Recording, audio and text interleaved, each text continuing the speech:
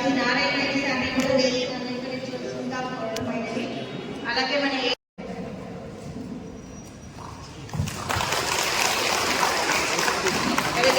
DCP గారికి శాల్వాతో సత్కరించవలసిందిగా వ్యవసాయాధికారి గోపాల్ చేసిందిగా దీపికా గారిని కోరడమైనది. వ్యవసాయ విస్తరణ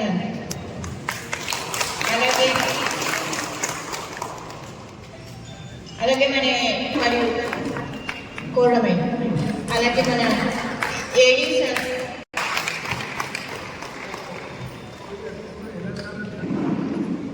ఇప్పుడు మిత్రులారా, మనందరికి తెలుసు, మనమందరం గ్రామాలలో పుట్టి ప్రతి ఒక్కరం ఇక్కడ ఉన్నోళ్ళదంతా 80% రైతు కుటుంబంలో నుంచి వచ్చినాం. చిన్న కుటుంబమా పెద్ద కుటుంబమా అనేది కాదు, మనమందరం వ్యవసాయ కుటుంబాల మధ్యలో నుంచి వచ్చి మనం ఎన్నో సాధక బాధకాలు చూసినాం. ప్రభుత్వాలు కూడా రైతు ప్రగతి కోరుతా ఉన్నారు, రైతు అభివృద్ధి కోరుతా ఉన్నారు. కానీ ఆ లక్ష్యాన్ని ఇంకా చేరుకోలేకపోతున్నామంటే ప్రభుత్వాలు ఎంత నిక్కచ్చిగా పనిచేసినా, ఎంత నిఘా విభాగం పెట్టినా, ఎంత నియంత్రణ శాఖలు ఏర్పాటు చేసినా ఈ దేశంలో ఈ రాష్ట్రంలో కల్తీ అనే దాన్ని నివారించలేకపోతున్నామంటే, ఎందుకు నివారించలేకపోతున్నామంటే మీరేమనుకోరు, డీలర్లు తెలిసి చేస్తున్నారా తెలియక చేస్తున్నారా కానీ నేను అందరిని అంటలేదు. కొందరు కక్కుర్తి పడుతున్నారు. ఎందుకు కక్కుర్తి పడతారు? మీరు కూడా ఒకప్పుడు వ్యవసాయ కుటుంబం నుంచి వచ్చిన డీలర్, కొత్తగా ఆకాశం మీదకి వెళ్ళి రాలేదు. కానీ మీకు తెలుసు రైతుకి ఇది ఇబ్బంది జరుగుతుంది. ఎవరో ఒకరు వచ్చి ఇవాళ మనము గతంలో మనం చిన్నప్పుడు చూసినాం, ఒరిజినల్ జెనెటిక్ విత్తనాలు వాడేవారు. రాను రాను ఇవాళ హైబ్రిడ్ వచ్చింది, రకరకాల విత్తనాలు వచ్చినాయి, రకరకాల కంపెనీలు వచ్చినాయి. ఇష్టానుసారంగా వాళ్ళు ప్రాసెస్ చేస్తూ ఉన్నారు. చేసి మార్కెట్లో రైతు అనేవాడు ఎప్పుడు పాపం రైతు కష్టజీవి కాబట్టి చిన్న వెసులుబాటు వస్తుందంటే దానికి లొంగుతుంది. నేను ఒక ఎగ్జాంపుల్ చెప్తా. 6 నెలలు కష్టపడతాడు రైతు పంట పండించాడు, అమ్ముకోవడానికి అర్ధగంట అమ్ముతాడు. వాడు బోర్లో పడేస్తాడంటే ఏ రేటుకైనా తీసుకొచ్చి శాతంలో బోర్లో పడేసుకోవాలి. 6 నెలలు కష్టపడతాడు అంటే బాగా కష్టజీవి కాబట్టి ఆ రైతు ఆదాయం తనకు గిట్టుబాటు ధర వచ్చేదాకా కూడా ఓపిక ఉండదు. కాబట్టి ఇలా రైతు సీడ్ తీసుకున్నప్పుడు నిజంగా చెప్తున్నా, మానవత్వంతో డీలర్ అనే వ్యక్తులు మానవత్వంతో 10 రూపాయలు ఎక్కువైనా పర్లేదు, సరి అయిన సీడ్ ఇచ్చినప్పుడే అది చిన్నగా చెప్తున్నా సరి అయిన క్రాప్ వస్తుంది, సరి అయిన దిగుబడి వస్తుంది. ఆ రోజు 1000 రూపాయలు కావచ్చు, ఆ రోజు 1000 రూపాయలు రైతుకి ఎక్కువ కావచ్చు. మీరు ఒరిజినల్ సీడ్ ఇచ్చినట్టయితే ఆ దిగుబడి వస్తుంది, ఆ రైతు బాగుపడతాడు. కానీ మీరేదో కల్తీ విత్తనాలు ఇచ్చి మీ లాభం పూర్తిగా ఆశించి ఆ రైతును నిండా ముంచే కార్యక్రమాలు జరుగుతున్నాయి. మేము నిన్న అంటలేను కానీ ఈ తెలంగాణ రాష్ట్రంలో జరుగుతున్నది అటువంటిది. కాబట్టి దయచేసి మీ అందరికి తెలియని కాదు, ఏదో ఇలా సదస్సులు ఇచ్చినంత మాత్రాన మీకు అందరికి తెలుస్తాయని కాదు, మీ అందరికి తెలుసు, మీకు పుట్టదాకా తెలుసు ఏం జరుగుతుంది, ఏమైతుందని కూడా. కాబట్టి కొద్దిగా నాకు అక్కడక్కడ మొదటి కూడా తెలిసిన ఒకప్పుడు బీటీ విత్తనాలు వచ్చినాయి, కక్కుర్తిపడి చాలా మంది రైతులు వేసింది. నేను అప్పుడు సర్పంచ్ ఉన్నప్పుడు ఒక్క దిగుబడి ఒక క్వింటాల్ అంటే క్వింటాల్ రాదు. ఆ రోజు మేము 150 మందిని రాజశేఖర రెడ్డి దాన్ని తీసుకుపోయి ఆ నష్టం జరిగినది అసెస్మెంట్ చేయించి, నేను అనుకుంటా మా రాజరత్న ఉన్నప్పుడు నేను ఈయన ద్వారా చేయించడం అనుకుంటా, రాజశేఖర రెడ్డి దగ్గర చేతులు పట్టుకొని నష్టపరిహారం చూపించిన ఆ రోజు రైతులు. ఎందుకు చెప్తా ఉన్నామంటే రైతు మీద మనమందరం కన్న తల్లి జన్మనిస్తుంది. మనము ఆహారం ఇచ్చేది రైతు కాబట్టి కన్న తల్లితో సమానంగా రైతు కాదు. కానీ మనం ఎంత ద్రోహం చేస్తున్నామంటే పాలు కలుపు, నీళ్లు కలుపు, ఫుడ్ కూడా కలుపు. ఇది జరుగుతుంది, శాతాలలో జరుగుతుంది కాబట్టి. మొన్న ఒక రెస్టారెంట్లో ఒక ఫ్యామిలీ పాపవాడు బర్త్డే చేసుకునే బిర్యానీ తింటే బిల్లు కట్టిన 1000 రూపాయలు. వాడు ఫుడ్ పాయిజన్ అయితే ₹1,00,000. ఎందుకు జరుగుతుంది ఇట్లా? మీరు ఆలోచన చేయండి. అందుకే అధికారులు వీళ్ళ అధికారులు పని చేస్తలేరని మేము అన్నాం. వాళ్ళని పని చేయనీయాలి నాయకులని. కల్తీ పట్టుకున్నారంటే ఫోన్లు, అరే వాళ్ళు తప్పు చేసిండు, వాళ్ళకి శిక్ష కావాలంట. మొన్నొకరు ఆల్రెడీ ఒక సీట్ దొరికింది, ఒక విలేజ్ పేరు చెప్పాను కానీ నాకు ఫోన్ వచ్చింది, రమ్మని నా దగ్గరికి అని చెప్పిన. భయపడాలి, నేను తింటాను తెలుసా, నేను లోపడేసుకోను, నా సంగతి తెలుసా, నేను చెడుని ఎప్పుడు సహించాను. ముందే చెప్తా ఆ విషయం, మీరు ఇటువంటి కార్యక్రమాలు చేయొద్దని చెప్తా. అంటే మనిషి గుణం ఎటువంటిదంటే కక్కుర్తి పడతారు. ఆ కక్కుర్తితో కంట్రోల్ చేసుకోవాలి. ఆ కంట్రోల్ అయినప్పుడే సమాజం మంచిగా ఉంటుంది, మనం మంచిగా ఉంటాం. మనం అందరే ఇలా ప్రభుత్వాలు దేని పని చేస్తున్నాయి? ఈ ప్రభుత్వాలు ఎందుకున్నాయి? ఇలా సమాజాన్ని మంచిగా కాపాడాలి, ఎన్విరాన్మెంటల్ కాపాడాలి, ఇవాళ ఈ కల్తీని నివారించాలి, ఒక మంచి సమాజాన్ని తీర్చిదిద్దాలని ఒక ఆలోచనతో పోతా ఉన్న ప్రభుత్వాలు. కానీ ప్రభుత్వాలను కూడా పనిచేయనిస్తలేవు. ఇవాళ కల్తీని 24 గంటలలో కంట్రోల్ చేస్తారు శాతం పోలీస్ అధికారులు. ఎవరు అడ్డు చెప్పరు, ఎవరు వాళ్ళ దగ్గర పోరు. 24 గంటలలో కల్తీ అనేది ఉండకుండా చేస్తారు, కానీ చేయనిస్తారు.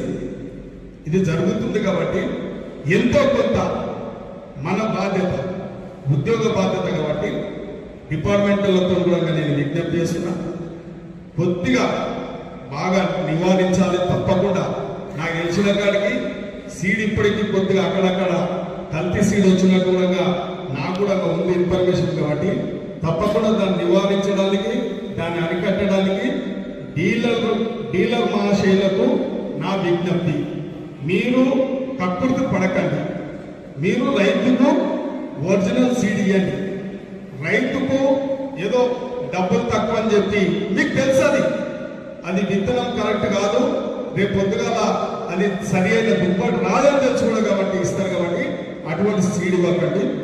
ఇంకొకటి, ఏ కంపెనీ అయినా రైతుల బాధ్యత కాదు, డీలర్ బాధ్యత. ఏదైతే ఇన్వాయిస్ ఉందో మీరే దాన్ని రాసి పెట్టుకోవాలి. ఏదైతే సీడ్ ఇచ్చినవో బ్యాచ్ నెంబర్ కూడా నీవే రిజిస్టర్లో రాసి పెట్టాలి. ఫలానా మోహన్ రెడ్డికి, టేకులపల్లి మోహన్ రెడ్డికి ఫలానా సీడ్ ఇచ్చినాం, ఫలానా బ్యాచ్ అని కూడా మీ దగ్గరనే రిజిస్టర్లో నమోదై ఉండాలి. ఏదైనా ఇతర పేర్లైతే ఆ డీలర్ బాధ్యులుగా మేమందరం కూడా రేపు భవిష్యత్తులో, ఇప్పుడంటే సమయం దొరకకపోవచ్చు కానీ వచ్చే భవిష్యత్తులో తప్పకుండా కూడా మేము కూడా అధికారులతో పాటు కూడా ప్రతి డీలర్ దగ్గర 10 నిమిషాలు కానీ 15 నిమిషాలు కానీ తప్పకుండా డీలర్ షాప్ విజిట్ చేస్తాం, మీ దగ్గరకు వస్తాం. నిజంగానే ఏదున్నా బహిర్గతంగా మీరు అమ్మే సీడు నమోదు కావాలి, మీరు రేటు నమోదు కావాలి, మీరు ఏదైతే చేయించిన కూడా మీ దగ్గర రికార్డు ఉండాలి. ఏమైనా సీడు ఫెయిల్ అయిందంటే డీలర్దే బాధ్యత తీసుకోవడానికి కూడా మేమందరం కూడా ప్రయత్నం చేస్తాం. కాబట్టి అదేవిధంగా అధికారులతో కూడా నేను విజ్ఞప్తి చేస్తున్నా, అగ్రికల్చర్ ఆఫీసర్లకు, అమ్మ మీది బాధ్యత, తప్పకుండా మీరు పర్యవేక్షణ చేయండి. డీలర్లు ఏం చేస్తున్నారు కనుక్కోండి. రైతులకు సరిగ్గా ఇస్తున్నారా, ఇస్తలేరా, రేట్లు కరెక్టే కంట్రోల్ ఉంచుతురా, సరి అయిన సీడ్ ఇస్తురా, జెనెటిక్ ఇంజనీరింగ్ అప్రూవ్ సీడే ఇస్తున్నారా, ఇవన్నీ కూడా చూసే బాధ్యత మనది. కాబట్టి ఏదో వచ్చినామా పోయినామా అనేది కాదు, మన బాధ్యత మనం సక్రమంగా నిర్వర్తించాలి. ఇలా ప్రభుత్వాలు కూడా ఎంత పోరాటం చేస్తున్నాయంటే రైతులకు రైతు బంధు ఇస్తుంది, రైతు భరోసా కింద ఇస్తుంది, ఎన్నో సబ్సిడీలు ఇస్తున్నాయి. ప్రభుత్వాలు ఎంతో పోరాటం చేస్తున్నాయి. కానీ ఇది ఏట్లో నిలిచిన పసుపు పంచిపుచ్చులాగా అయిపోతుంది. కాబట్టి కొంత మనం కూడా పోలీస్ సహకారంతోనైనా మనం స్ట్రిక్ట్గా పర్యవేక్షించినట్లయితే కొద్దిగా కాకుండా కొద్దిగా మనం నివారించిన రైతం. కాబట్టి ఈ ప్రభుత్వాలు మరి చూస్తూ ఉన్నారు, ఎన్నో సబ్సిడీలు ఇవ్వడం జరుగుతుంది. రేపు మాపు రైతు భరోసా అంతా కంప్లీట్ చేసిరు, ఫసల్ బీమా అమలు అవుతా ఉంది, ఇలా రైతు బీమా అమలు అవుతా ఉంది. మరి ఇన్ని ఇస్తూ ఉన్నాం, రేపు రుణమాఫీ కూడా ఇవ్వబోతా ఉన్నాం. కాబట్టి రైతుకు ప్రభుత్వాలు వెసులుబాటు కల్పిస్తుంది. కానీ పర్యవేక్షణలో మనం కంట్రోల్ చేయలేకపోతున్నాం కొద్దిగా. కాబట్టి తప్పకుండా అందరూ కూడా దృష్టి పెట్టాలి. నేను అగ్రికల్చర్తో పాటు పోలీస్ శాఖ వాళ్ళకు చెప్తున్నా, డీసీపీ గారు కూడా ఎక్కడనే ఉన్నారు.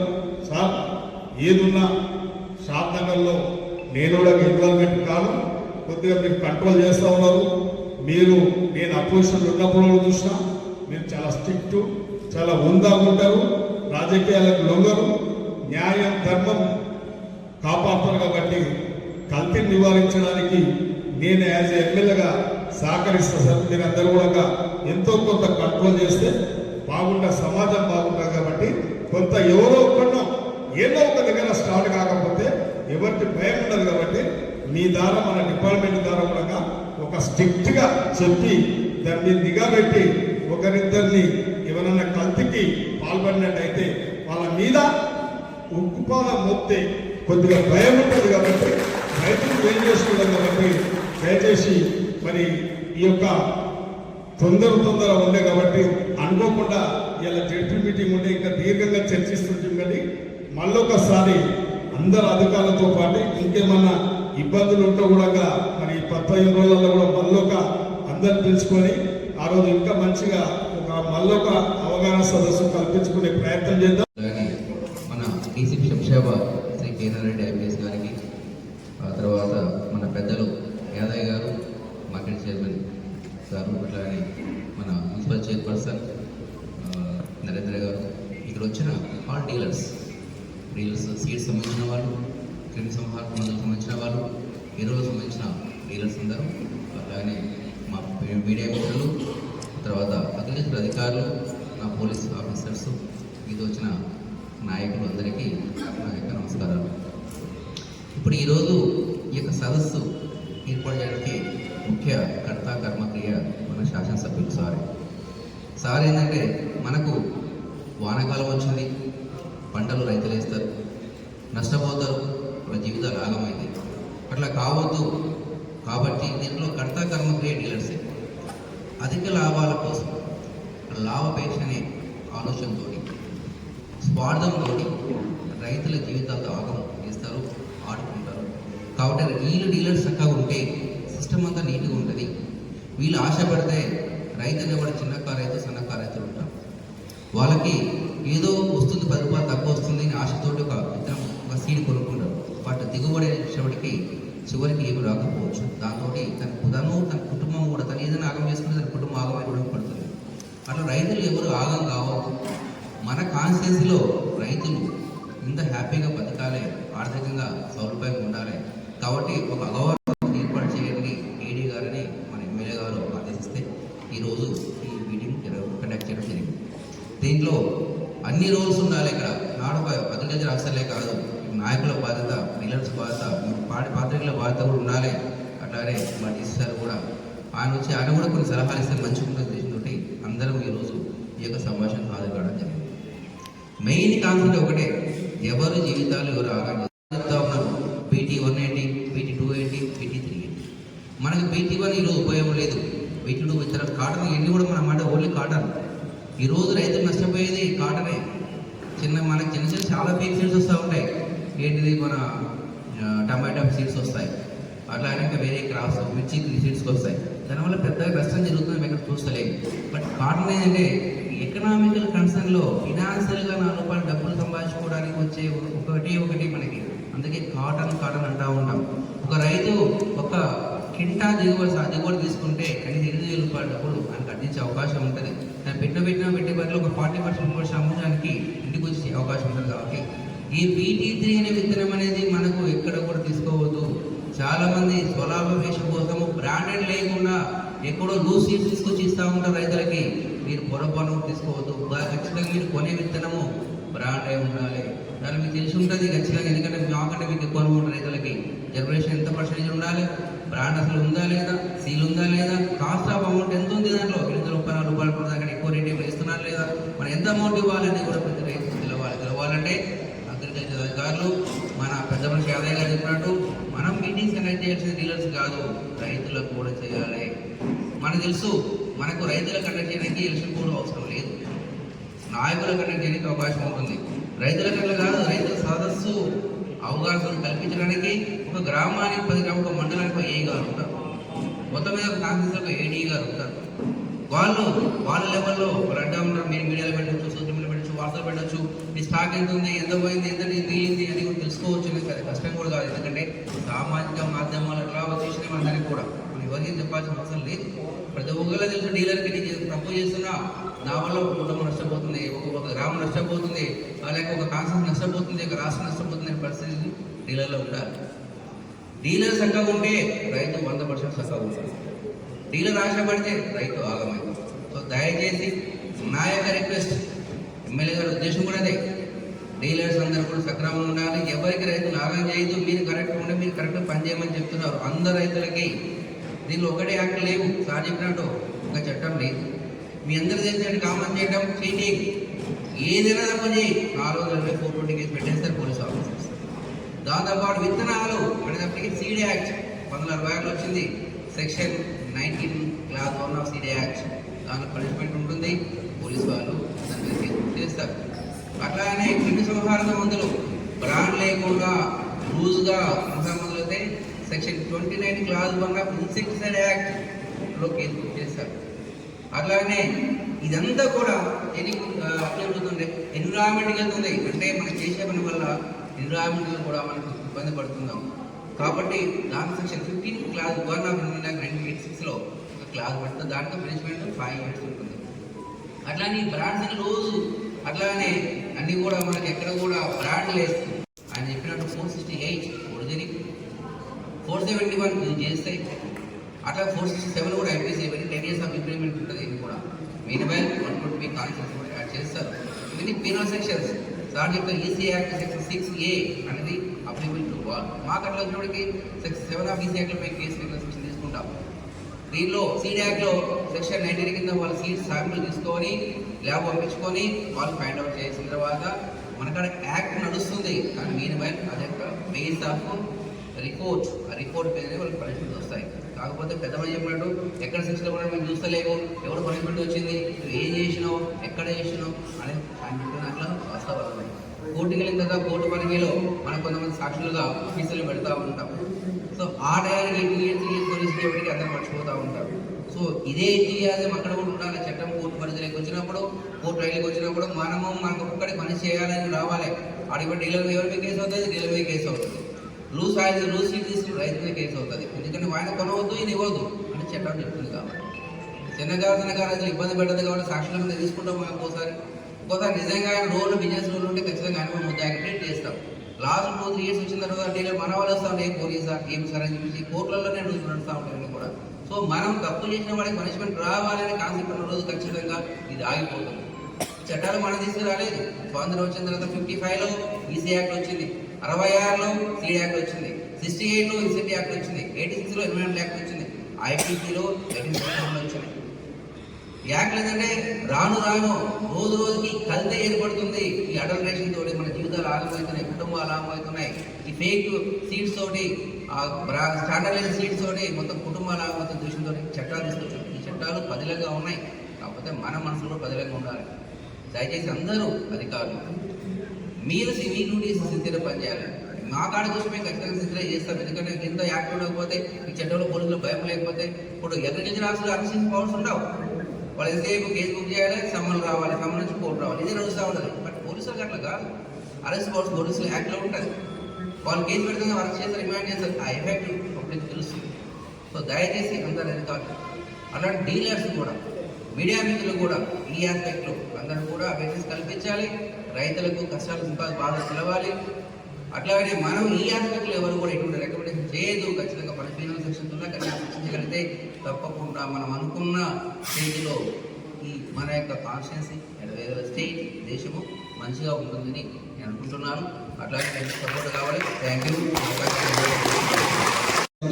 బట్ స్టిల్ ఒకసారి మళ్ళీ ఈ సబ్జెక్ట్ని రిఫ్రెష్ చేసుకొని మళ్ళీ ఒకసారి మన కమిట్మెంట్ ఎన్విరాన్మెంట్కి అండ్ ఇంతకుముందు మనం అన్నట్టు మంచి ఆర్గానిక్ ఫుడ్. ఇప్పుడు మన ప్రపంచంలో మనకు చాలా కాంప్లెక్స్ పరిస్థితులు, అంటే ఎవరి ఆధారంలో అగ్రికల్చర్ చేసే వాళ్ళు తగ్గిపోతున్నారు. కొన్ని దేశాల్లో 99% నాన్ అగ్రికల్చర్ యాక్టివిటీస్ అంటే 1% అగ్రికల్చర్. ఇప్పుడు అమెరికాలో 2% మంది అగ్రికల్చర్ చేస్తారు, 2%. సింగపూర్లో మనకు 0% ఉంటుంది. అదే మన ఇండియాకి వచ్చేప్పటికి ఇంకా 55-60% అగ్రికల్చర్ మీద డిపెండ్ అవుతుంది. సో కాబట్టి అదే కాకుండా లోకల్లో మనకు ఎన్విరాన్మెంట్ కూడా ఇంపార్టెంట్. చాలా చోట్ల మన స్పీసీస్ అంటే ఒకప్పుడు చాలా జంతువులు, చాలా పక్షులు, చాలా పంటలు, అంటే చాలా వెరైటీస్, రైస్లో వెరైటీస్ ఉండొచ్చు, టమాటాలో వెరైటీస్ ఉండొచ్చు, అన్నింటిలో వెరైటీస్, ఇవన్నీ పోయి మనకు కొన్ని స్పీసీస్ మిగిలిపోయింది. ఏదైతే కమర్షియల్గా లార్జ్ స్కేల్లో ప్రొడ్యూస్ చేసుకోగలమో అటువంటి వాటిని జెనెటికల్గా మాడిఫై చేసి ఈరోజు ల్యాబ్స్లో అటువంటి సీడ్స్ మనకు డిస్ట్రిబ్యూట్ చేస్తున్నారు. కాబట్టి ఆ సీడ్స్ మనం వాడడం వల్ల చుట్టుపక్కల ఉండే న్యాచురల్ ఎన్విరాన్మెంట్ ఆ కాంపిటీషన్ తట్టుకోలేదు. కాబట్టి అవన్నీ కూడా చనిపోతాయి. కాబట్టి ఈ ఎన్విరాన్మెంట్ ప్రొటెక్షన్ యాక్ట్ అనేది లోకల్ ఎన్విరాన్మెంట్ ప్రొటెక్షన్ చేయాలి. కాబట్టి అంటే ప్రతి ఒక్క జిల్లాకు, ప్రతి ఒక్క స్టేట్కు, ప్రతి ఒక్క కంట్రీకి దానికి ఒక సపరేట్ యూనిక్ ఎన్విరాన్మెంట్ ఉంటుంది. ఆ ఎన్విరాన్మెంట్లో ఉండే స్పీసీస్, సూక్ష్మజీవులు కానీ జంతువులు కానీ మనం ప్రొటెక్ట్ చేయాల్సిన బాధ్యత ఉంది. అందుకనే ఈ జెనెటిక్ ఇంజనీరింగ్ అప్రూవల్ కమిటీ అనేది ఎందుకు వచ్చిందంటే అటువంటిది ఏదన్నా బయట నుంచి ఇంట్రడ్యూస్ చేసిన సీడ్గా వచ్చింది కాబట్టి అది లోకల్ ఎన్విరాన్మెంట్కి ఎటువంటి పరిస్థితుల్లో థ్రెట్ అవ్వదు అనే ఉద్దేశంతో ఈ జెనెటిక్ ఇంజనీరింగ్ అప్రూవల్ కమిటీ ద్వారా అప్రూవ్ అయిన సీడ్ మాత్రమే ఫార్మర్స్కి అమ్మాలనేది రావడం జరిగింది. కాబట్టి ఈ బ్యాసిలస్ తురింజెనిసిస్ మన అగ్రికల్చర్ డైరెక్టర్ గారు చెప్పినట్టు ఇది కార్సినోజెనిక్, అంటే క్యాన్సర్ కాజింగ్ ఇది ఉంటుంది అటువంటిది. కాబట్టి ఈ క్యాన్సర్ అనేది మనకు ప్రపంచంలో 2వ అతిపెద్ద మహమ్మారి గుండె జబ్బుల తర్వాత. గుండె జబ్బుల ద్వారా ఎక్కువ మంది చనిపోతే నెక్స్ట్ ఎక్కువ మంది చనిపోయేది క్యాన్సర్ ద్వారా. కాబట్టి ఈ క్యాన్సర్కి ఇప్పటి వరకు క్యూర్ లేదు, ఇంకా దాని మీద మెడిసిన్స్ రీసెర్చ్ అనేది జరుగుతుంది. కాబట్టి బట్ అదే కూడా క్యాన్సర్లో 200 రకాల క్యాన్సర్లు ఉన్నాయి. అండ్ దీని మీద రీసెర్చ్ చేసిన పెద్ద పెద్ద సైంటిస్టులు కూడా క్యాన్సర్ కారణం మేము కనుక్కోలేకపోవడం, క్యాన్సర్ రావడం అనేది ఒక కర్మ అని చెప్పడం జరిగింది. కానీ క్యాన్సర్ ఎందుకు వస్తుంది అనేది బ్రాడ్గా అందరికీ తెలుసు. కల్తీ విత్తనాలు కావచ్చు, కల్తీ మనము తాగే నీళ్లు కావచ్చు, లేకపోతే ఏదైనా వేరే డ్రింక్స్ కావచ్చు, ఏదైనా కూడా కల్తీ ద్వారా మనకు వచ్చేదే బేసిక్గా క్యాన్సర్ వస్తుంది. కాబట్టి అటువంటి క్యాన్సర్ని ప్రివెంట్ చేయడానికి ఈ రెగ్యులేటరీ బాడీస్ అన్నీ వచ్చింది. మనకి ఇంతకుముందు అనుకున్నట్టు ఎసెన్షియల్ కమ్యూనిటీస్ యాక్ట్, ఇంతకుముందు మన ఏసీపీ గారు చెప్పారు 1955లో, 1966లో మనకు సీడ్ యాక్ట్, 1969లో మన కెమికల్ ఫర్టిలైజర్ యాక్ట్, 1986లో ఎన్విరాన్మెంట్ ప్రొటెక్షన్ యాక్ట్. దీని ద్వారా అన్ని కూడా పీనల్ సెక్షన్స్ అవన్నీ ఉన్నాయి. కాబట్టి ఇక్కడ ఉండే dealers and especially dealers, pesticide seed dealers అందరూ కూడా వాళ్ళే, వాటి ద్వారా మీరు కూడా ఒక అవగాహన తెచ్చుకొని ఈ అమ్మే సీడ్ మనకు గవర్నమెంట్ అప్రూవల్ ఇచ్చిందా, అంటే ఈ genetic engineering approval committee engineering ఇచ్చిందా కాదా, అప్రూవల్ ఇచ్చిందా కాదా అనేది మీకు ఫస్ట్ మీరు అవగాహన తెచ్చుకోవాలి. తర్వాత ఇది అమ్మే ముందు కూడా ఫర్ ఎగ్జాంపుల్ మీరు కొద్దిగా దానికి అత్యాశ పోకుండా ఎటువంటి పరిస్థితుల్లో ఫార్మర్కు మనం మంచిగా పోతుంది. ఎందుకంటే ఈ మన కాటన్ ఇక్కడ తయారయ్యే కాటన్ చాలా దేశాలకు వెళ్తుంది, చాలా దేశాలకు ఇక్కడ అది క్లాత్గా తయారయ్యి చాలా దేశాలకు వెళ్తుంది. మన అక్కడ కూడా మనకు రిజెక్ట్ అవుతుంది ఒక్కోసారి. మన కాటన్లో ఫర్ ఎగ్జాంపుల్ కార్సినోజెనిక్ అంటే క్యాన్సర్ కాసింగ్ ఏదైనా ఉంటే కదా ఆ స్టాక్ మొత్తం రిజెక్ట్ అవుతుంది. రిజెక్ట్ అయినప్పుడు అక్కడ ఈ బిజినెస్ మెన్ నష్టపోతారు, అక్కడ ఫ్యాక్టరీ వర్కర్స్ నష్టపోతారు, ఇక్కడ ఫార్మర్స్ నష్టపోతారు. ఇదంతా పెద్ద చైన్ అనేది. కాబట్టి మనం ప్రొడ్యూస్ చేసే ప్రోడక్ట్ బాగా ఉండాలంటే గవర్నమెంట్ అప్రూవ్ చేసిన సీడ్స్ మాత్రమే మనం వాడాలి. కాబట్టి ఇది బాధ్యత అనేది రెస్పాన్సిబిలిటీ ఉండాలి. మోర్ దెన్ గ్రీడ్ కన్నా కూడా ఒక రెస్పాన్సిబిలిటీ ఉంది. ఆ రెస్పాన్సిబుల్గా సీడ్స్, కాటన్ ఫార్మర్స్ అన్ని అంటే కాటనే కాదు ఎనీ సీడ్. ఇంతకుముందు అనుకుంటే మనం అది ప్యాడీ కావచ్చు, లేకపోతే రైస్ కావచ్చు, లేకపోతే అదర్ వెజిటేబుల్స్ అండ్ ఫ్రూట్స్ కావచ్చు, ఏదైనా కూడా అన్నింటిలో కూడా ఈ జెనెటిక్ మోడిఫికేషన్ అనేది ఇప్పుడు చాలా ఎక్కువ వచ్చింది బేసికల్లీ. కాబట్టి ఇవన్నీ కూడా గవర్నమెంట్ రెగ్యులేటరీ బాడీస్ చాలా వరకు వచ్చినాయి. కాబట్టి ఇంకా క్లోజ్ రెగ్యులేషన్ రావాలి, బట్ వస్తుంది. సో దీనికి పీనల్ సెక్షన్స్ ఉన్నాయి. తప్పకుండా పోలీసు వారి దృష్టికి వస్తే, అంటే పోలీసు వారి దృష్టికి తీసుకురావాల్సిన బాధ్యత డీలర్స్ మీద, గ్రామస్తుల మీద, ఇంకా ఎవరు చూసినా కూడా దీన్ని ఎవరు కమ్స్ వాళ్ళందరూ కూడా పోలీసు వారి దృష్టికి వస్తే ఇమీడియట్గా మనం ఇంతకుముందు చెప్పినట్టు ఈ పీనల్ సెక్షన్స్ మనం 490, 467, 468, 471, అదే కాకుండా సీడ్స్ యాక్ట్, పెస్టిసైడ్స్ యాక్ట్, వీటన్నింటిలో కూడా మనకు పీనల్ సెక్షన్స్ ఉన్నాయి. ఇవన్నీ కూడా వేసేస్తే మీకు బెయిల్ కూడా చాలా మందికి రాదు, కాబట్టి చూసుకోండి. ఇంకోటి ఇది కాకుండా ఇంతకుముందు మన ఏడీ గారు చెప్పినట్టు కొన్ని గ్రామాల్లో కొంతమంది రైతులు, పెద్ద రైతుల దగ్గరికి కొంతమంది బయట నుంచి వచ్చి నైట్ రావడం, వేరే స్టేట్స్ నుంచి, నైబరింగ్ స్టేట్స్ నుంచి రావడం, వాళ్ళకి సీడ్స్ అమ్మడము, వాళ్ళ ద్వారా వేరే ఫార్మర్స్ అమ్మడం. ఎందుకంటే వాళ్ళకి ఆల్రెడీ ఒక పేరు, రెప్యుటేషన్ ఉంది విలేజ్లో, వాళ్ళు అమ్మితే మిగతా రైతులు తీసుకుంటారు అని చెప్పేసి వాళ్ళ ద్వారా కూడా కొంతమంది అమ్మిస్తారు. అటువంటివి కూడా కొన్ని కేసెస్ రీసెంట్గా మనకు కొండూరులో ఒక 2 కేసెస్ కట్టాం మనము, స్పూరియస్ సీడ్స్ అక్కడ దొరికాయి. కాబట్టి ఇది అక్కడ ఉండే గ్రామంలో ఉండే ఫార్మర్స్కు ఎటువంటి పరిస్థితుల్లో మీరు గవర్నమెంట్ అప్రూవ్ చేసిన సీడ్స్ మాత్రమే తీసుకోవాలి అండ్ వాటినే ప్లాంట్ చేయాలి. కాబట్టి మీ అందరికీ ఇది హెల్త్ మీద ఇంపాక్ట్ ఉంటుంది. ఇంతకుముందు మన మోహన్ రెడ్డి గారు చెప్పినట్టు ఈ మనకు ఈ పెస్టిసైడ్స్ ఇవన్నీ కూడా ఫుడ్ చైన్లోకి వెళ్ళిపోయి, మొత్తం ఫుడ్ చైన్లోకి వెళ్ళిపోయి ప్లాంట్స్, అనిమల్స్ అండ్ మన హ్యూమన్స్లోకి వచ్చేసి మన జీన్స్ కూడా ఆల్టర్ అవుతాయి. జీన్స్ ఆల్టర్ అవ్వడం వల్ల, జెనెటిక్ మోడిఫికేషన్ జరగడం వల్ల మనకి ఈ క్యాన్సర్స్ ఇవన్నీ కూడా రావడం జరుగుతుంది. కాబట్టి మనము ఎటువంటి పరిస్థితుల్లో మనం భూమి మీద ఉన్న రోజులు కూడా ఎన్విరాన్మెంట్కి అగెనిస్ట్గా పోకుండా, సో ఎన్విరాన్మెంట్ మనం కంప్లై అవ్వాలి ఎన్విరాన్మెంట్కి. సో దాంతో కలిసిమెలిసి మనం పోయినప్పుడే మనకు కూడా ఆరోగ్యంగా ఉంటాం అండ్ మనం కూడా బెస్ట్ ప్రోడక్ట్ ఎవరికైతే మార్కెట్ కూడా ఇవ్వగలం. కాబట్టి ఈ అవగాహన సదస్సు నిర్వహించిన అందరికీ, మన ఎమ్మెల్యే గారికి అండ్ ఏడీ అగ్రికల్చర్ గారికి, ఇక్కడికి వచ్చేసిన అందరికీ కూడా కృతజ్ఞతలు తెలుపుకుంటూ సెలవు తీసుకుంటాం. సమయంలో ఒక అవగాహన సదస్సు కల్పిస్తే కొంత రైతులకు మేలు జరిగే అవకాశం ఉంటుంది. ఎందుకంటే మెయిన్ ఇప్పుడు విత్తన సీజన్లో ఒక్కసారి విత్తనం వేసిన తర్వాత రైతు ఆ విత్తనం కరెక్ట్ లేకపోతే చాలా నష్టపోతుంది. ఈ మధ్యకాలంలో ఒకప్పుడు బీటీ వేస్తే బాగా వస్తుందని అందరూ ఆశించారు. కాకపోతే బీటీ వల్ల వచ్చే అనర్థాలు కూడా తెలుసుకొని ప్లాన్ చేసిన తర్వాత ఇప్పుడు అదే పేరుతోని కొంతమంది నకిలీ విత్తనాలు అమ్మడం, దానిపైన కలుపు మందులు కొట్టడం, ఆ పైరు కూడా చనిపోవడం, రైతులు చాలా నష్టపోతున్నారు. నిజంగా కూడా రైతులు ఆ బీటీ విత్తనాన్ని కాపాడి, అంటే నకిలీ విత్తనం వేసి పంట పండించిన అదేమవుతుంది, తర్వాత ఆ సీడ్స్ ఆయిల్ రూపంలో మనుషులు తింటున్నారు, దాన రూపంలో పశువులు తింటున్నాయి, పశువులు తిన్న దానను మళ్ళీ పాల రూపంలో మనుషులు తిని చిన్న చిన్న పిల్లలు కూడా క్యాన్సర్ బారిన పడి ఎంతోమంది చనిపోతున్నారు.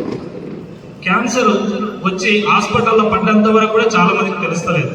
చిన్న అమ్మాయిలు, అబ్బాయిలే కాదు, వయసుతో సంబంధం లేకుండా చాలా మంది క్యాన్సర్ బారిన పడుతున్నారు. నిజంగా రైతు మంచిగా ఉంటేనే మనమంతా ఆరోగ్యంగా ఉంటాం. రైతు బాగాలేకపోతే మనమంతా అనారోగ్యానికి గురవుతాం.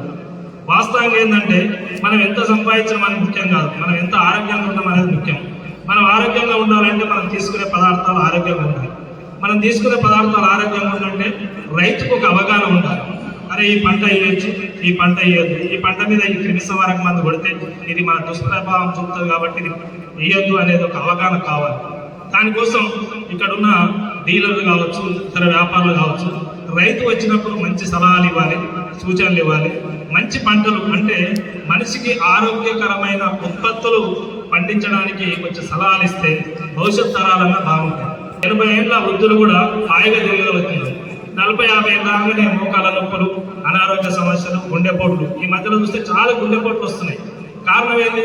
మనం తినే ప్రతి వస్తువు కూడా కల్తీ తింటున్నాం. ప్రతి ఆహార పదార్థంలో కూడా ఏదో ఒక కెమికల్ ఉంటుంది. ఇంతకుముందు గెమాక్సిన్ పౌడర్ అనేది వచ్చేది. గెమాక్సిన్ పౌడరు దాన్ని ఇప్పుడు ప్రభుత్వం బ్యాన్ చేసింది. ప్రతి రైతు కూడా గెమాక్సిన్ పౌడర్ పురుగు కోసమే కాకుండా చివరికి మనకు గడ్డి నిల్వ చేయడానికి పశుగ్రాసం కింద కూడా గెమాక్సిన్ పౌడర్ వేసేవారు. ఆ గెమాక్సిన్ పౌడర్ తిన్న పశువు తిని పేడ పెడితే ఆ పేడ పోయి వర్షం పడ్డప్పుడు చెర్ల పడితే చెర్ల ఉన్న చేప తిని ఆ చేపను మనిషిని తింటే కూడా మనిషి లోపల కూడా దాని లక్షణాలు బయటపడ్డాయని ఒక ఆలోచనతో బ్యాన్ చేశారు. అంటే పెస్టిసైడ్ మీద అంత ఎఫెక్ట్ ఉంటుంది కాబట్టి రైతులు కూడా వచ్చినప్పుడు కాస్త ఈ క్రిమిసంహారక మందులు తగ్గించడం, మానవాళిపైన దుష్ప్రభావం చూసి ఏ క్రిమిసంహారక మందు కూడా కొట్టకుండా ప్రతి సేంద్రియ వ్యవసాయం వరకు మనం అందరం మళ్ళిస్తే రైతు బాగుపడతాడు, మనం బాగుపడతాం, మన భవిష్యత్ తరాలు బాగుపడతాయి. కాబట్టి ఇక్కడ ఉన్న అధికారులు కావచ్చు, అక్కడ ఉన్న డీలర్లు కావచ్చు, రైతులు ఎవరైనా సరే భవిష్యత్ తరాలను దృష్టిలో పెట్టుకొని పంటలను సాగు చేసి ఉత్పత్తులు సాగు చేస్తే బాగుంటుందని ఈ అవకాశం ఇచ్చిన మీ అందరికీ కూడా మరొకసారి ధన్యవాదాలు. డీలర్లకు కానీ రైతులకు కానీ ఒక సూచన లేకుండా కల్తీ విత్తనాలను మొత్తం మన మొత్తం బాధ్యతలు వహించాలని నిర్వహించిన కార్యక్రమాలు నిర్వహించినందుకు ధన్యవాదాలు చేస్తాను. మరి అదేవిధంగా డీలర్లకు రైతులు అంటే వాళ్ళ ఇంటి పంచే డీలరు ఏ చట్టాల గురించి దేని గురించి కాకుండా మానవతా దృక్పథంతో మన దగ్గరికి వస్తున్న రైతు మన ఇంటి మన పొలము మనది, మన పంట, మన సొంతమని మన బాధ్యత వహించి వాళ్ళకు మంచి విధానం ఇచ్చి సహకరించి వాళ్ళకి మంచి సూచనలు ఇచ్చి మనకు తెలియకపోతే అగ్రికల్చర్ ఆఫీసర్ దగ్గర సలహా తీసుకోవాలని చెప్పి వాళ్ళకి సలహా ఇచ్చి, ఎందుకంటే మనం ఎన్ని డబ్బులు సంపాదించినా కూడా రైతు బాగుండి రైతు పండించిన పంటనే మనం తింటాం కాబట్టి మనం ఎంత సంపాదించినా తిండి గురించే కాబట్టి ఆ డీలర్లు రైతులను మనం చూసుకునే బాధ్యత ఉంది. కాబట్టి మరి వాళ్ళ రైతులను మనం కాపాడుకొని వాళ్ళ పంట నష్టపోకుండా మరి రైతు సంతోషంగా ఉండాలని, రైతు సంతోషంగా ఉంటే కాన్సెన్స్ దేశంలో కూడా సంతోషంగా ఉండాలని కోరుకుంటూ ఈ అవకాశం ఇచ్చిన పెద్దలకు ధన్యవాదాలు తెలియజేస్తాను. ఇప్పుడు నువ్వు ఇలా బాగా అని నువ్వు చెప్పిన ఈ నీతులు 120 ఫ్రూట్ మీకు లేదా పవర్ ఏమి చేసిన పోలీస్ డిపార్ట్మెంట్కే భయపడాలి. డీలర్ వాళ్ళు కానీ దొంగలు కానీ ఎవరు కానీ పోలీస్ డిపార్ట్మెంట్ చక్కగా ఉంటే మీ డిపార్ట్మెంట్ చక్కగా ఉంటుంది. ఇప్పుడు నువ్వు ఇన్ని దగ్గర ఇక్కడ సెక్షన్ చెప్పడం ఇన్ని రోజులు నువ్వు చేసి 20-25 గంటలు ఎక్కడ నువ్వు సెక్షన్ పెట్టి పోలీసు పంపినట్టు నాకైతే ఎక్కడ లేదు. నేను ఎక్కడ ఇల్లే మీరు చెప్పినవి ఏమన్నా రాస్తే మంచిగా పేపర్లో రాయలేక చెప్పేదా కథలన్నీ చెప్పినాము. ఆయన చెప్పే ఈయన చెప్పే అది సెక్షన్ చెప్పేది ఆ ఇతరము ఈ ఇతరము ఏ వాట ఏ ఖర్చులు కొట్టాలి, ఏ ఇతరం పెట్టాలి, ఎప్పుడు పంట వస్తుంది అని సూక్ష్మంగా రైతులు చెప్పాలి. ఆ అంత జిల్లాలో అన్నగిల్ల రైతులు అందులో రైతులు కూడా పిలవాలి. నువ్వు ప్రతి ఊరి గురించి కేసపేయడానికి పోతావు, మీ అగ్రికల్చర్ ఆఫీసర్ వస్తావు, మళ్ళీ ఎత్తావు. ఏదన్నా ఒక పంట తాగి పోయి పలా దగ్గర పంట పండింది నష్టమైంది ఈ టైంకి ఈ కాల్చి వేయాలని ప్రతి రైతు ఆయన బోర్డు పెట్టాడు, నకిలీ విత్తనాలు పెట్టాడు. రైతుకు అన్ని తెలుసు నకిలీ విత్తనాలు. మీరు ఎందుకన్నా ఆ బోర్డు కాదు వాళ్ళకు మీరు పనిష్మెంట్ ఇవ్వాలి. స్టార్ పట్టుమని నువ్వు గోదాములో పెట్టు, ఇలా పెట్టు. నువ్వు పోయి ప్రతి దగ్గర నీకు రిపోర్ట్ ఇవ్వాలి.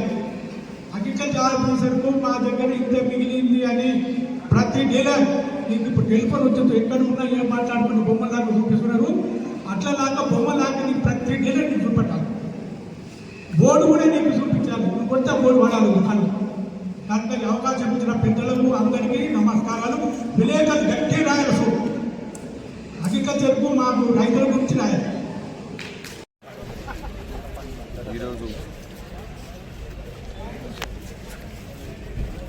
ఈరోజు షాద్నగర్ పట్టణంలో ఈ మామూలుగా ఫార్మర్స్ అందరికీ కూడా సెన్సిటైజ్ చేయడానికి ప్లస్ ఈ డీలర్స్, పెస్టిసైడ్ సీడ్స్ డీలర్స్కు అండ్ మిగతా పోలీస్ ఆఫీసర్స్కు అండ్ అగ్రికల్చర్ ఆఫీసర్స్ అందరూ కూడా ఈ ఒక అవగాహన సదస్సు అటెండ్ అయ్యారు. సో వీళ్ళందరికీ బేసికల్గా మన ఖరీఫ్ సీజన్ వచ్చింది కాబట్టి వాళ్ళకి ఎవరు కూడా స్పూరియస్ సీడ్స్ అమ్మొద్దు, ఎటువంటి పరిస్థితుల్లో నకిలీ విత్తనాలు అమ్మొద్దు అనే వాళ్ళు అమ్మిన వారిపైన కఠినమైన చర్యలు తీసుకోబడుతుంది. అండ్ వాళ్ళందరికీ కూడా ఇక్కడ ఉండే చట్టాలన్నీ కూడా మనము ఐపీసీలో ఉండే పీనల్ సెక్షన్స్ కావచ్చు అండ్ ఎన్విరాన్మెంట్ ప్రొటెక్షన్ యాక్ట్లో ఉండే సెక్షన్స్ కావచ్చు, seeds and fertilisers and essential commodities యాక్ట్స్లో ఉండే సెక్షన్స్ ఇవన్నీ కూడా వాళ్ళకి అవగాహన లభించింది. ఎవరైనా అమ్మిన ఎటువంటి నకిలీ సీడ్స్ అమ్మినా కూడా ఈ రైతులు కానీ లేకపోతే గ్రామంలో ఎవరైనా ఎటువంటి వారి దృష్టికి వచ్చినా కూడా తప్పకుండా వాళ్ళు మాకు పోలీసు వారికి సమాచారం ఇచ్చినట్లయితే వాళ్ళ మీద ఇమీడియట్గా మనం చర్యలు తీసుకోవడం, కేసులు రిజిస్టర్ చేయడం అండ్ వాళ్ళను మన రిమాండ్ పంపించడం కూడా జరుగుతుంది. కాబట్టి ఈ స్పూరియస్ సీడ్స్ అమ్మడం వల్ల హెల్త్ మీద, ఎన్విరాన్మెంట్ మీద ఎటువంటి నెగిటివ్ ఇంపాక్ట్స్ ఉంటాయి. ఇవన్నీ కూడా రైతులకు మరియు ఇక్కడికి వచ్చేసిన డీలర్స్ అందరికీ కూడా మనము అవగాహన కలిగించడం జరిగింది. కాబట్టి ఇటువంటి సీడ్స్ ఎవరు అమ్ముతున్నా కూడా ప్రజలకు కూడా నేను రైతులకు ఎస్పెషల్లీ వాళ్ళందరికీ కూడా మాకు సమాచారం వాళ్ళని విజ్ఞప్తి చేస్తున్నాను. రైతు అవగాహన సదస్సు ముఖ్య ఉద్దేశం షాద్నగర్ నియోజకవర్గంలో కూడా కొంత కల్తీ విత్తనాల సరఫరా జరుగుతుంది.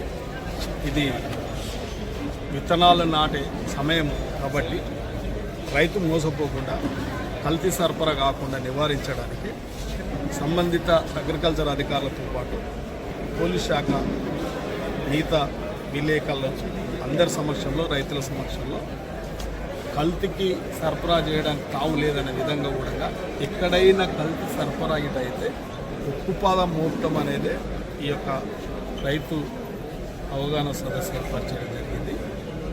తప్పకుండా ఈ ప్రభుత్వం రైతును అన్ని విధాలుగా ఆదుకుంటుంది కాబట్టి నష్టపోవడానికి వీల్లేదు కాబట్టి ఇలా ఒరిజినల్ విత్తనాలు సరఫరా చేయడానికి సంబంధిత అధికారులకు అందరూ కూడా పర్యవేక్షణకు ఆర్డర్లు ఇవ్వడం జరిగింది. ప్రతి డీలర్ దగ్గర కూడా ఎక్కడైనా కల్తీ విత్తనం సరఫరా చేయడానికి వీల్లేదు కాబట్టి అదేవిధంగా ఎక్కడైనా జెనెటిక్ ఇంజనీరింగ్ అప్రూవల్ లేని సీడ్ కనబడితే కూడా వారి మీద కేసులు మోపడానికి కూడా ఆదేశాలు ఇవ్వడం జరిగింది. కాబట్టి సంబంధిత పోలీస్ శాఖ ఎస్పీ గారు ఇక్కడ వచ్చారు కాబట్టి తప్పకుండా వారు కూడా ఆదేశించడం జరిగింది. ఇక్కడ రాజకీయాలకు తావులేదు. ఇలా కల్తీని నివారించడానికి ఎంతకైనా సాహసోపేతంగా పనిచేస్తాం. నా బాధ్యత రైతులను కాపాడాలన్న బాధ్యత కాబట్టి రైతు సదస్సు కార్యక్రమం ఏర్పాటు చేయడం జరిగింది.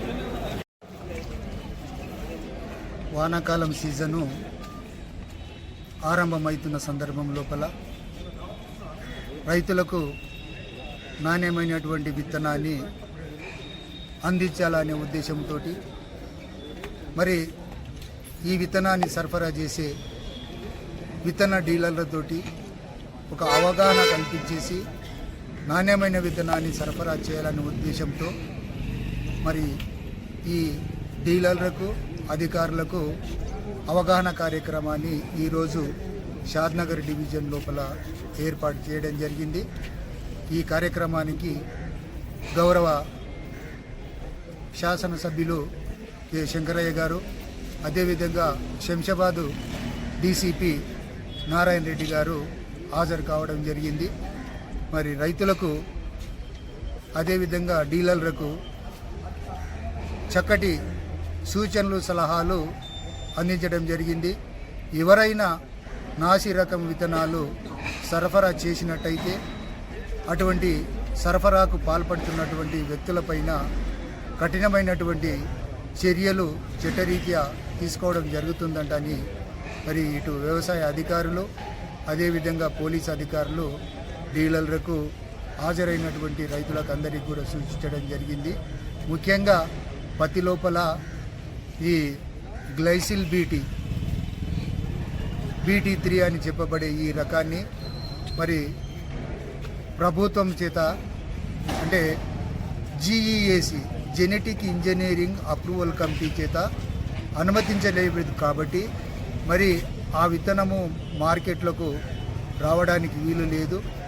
దానివల్ల జరిగేటటువంటి దుష్ప్రభావాలు కఠినంగా ఉంటాయి కాబట్టి ఆ విత్తనాన్ని మార్కెట్లకు రావద్దంట అని చెప్పేసి ఎవరన్నా వ్యక్తులు గ్రామాలకు